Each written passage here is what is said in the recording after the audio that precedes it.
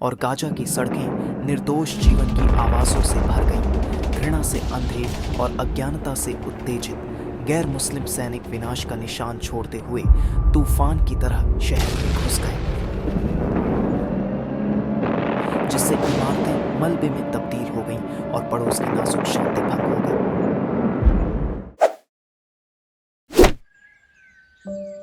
Gaza की भीड़-भाड़ वाली गलियों में जहां हवा तनावपूर्ण है और रात में सायरन की आवाज आती है, वहां रूसा नाम की एक युवा लड़की रहती थी।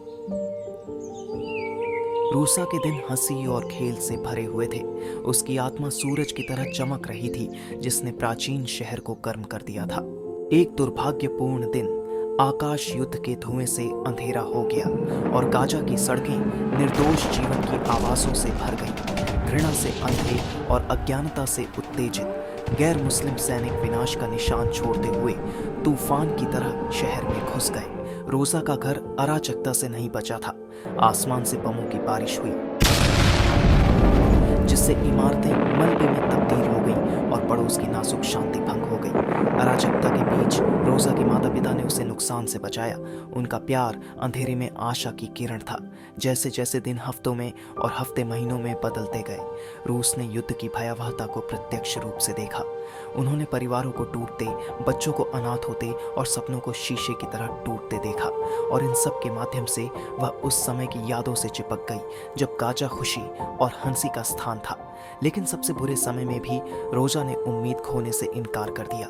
उन्होंने उत्पीड़न और प्रतिरोध का सामना करते हुए अपने साथी फिलिस्तीनियों के साथ हाथ मिलाया। वे न्याय और शांति के लिए मिलकर लड़ते हैं।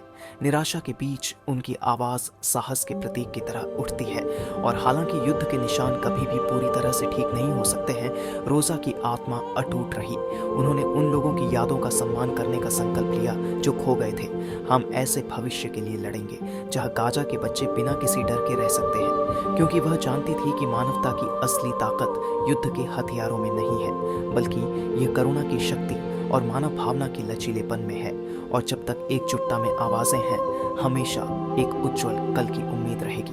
दुनिया इस दिन की गवाह बनेगी। फिलिस्तीन को कब स्वतंत्रता मिलेगी?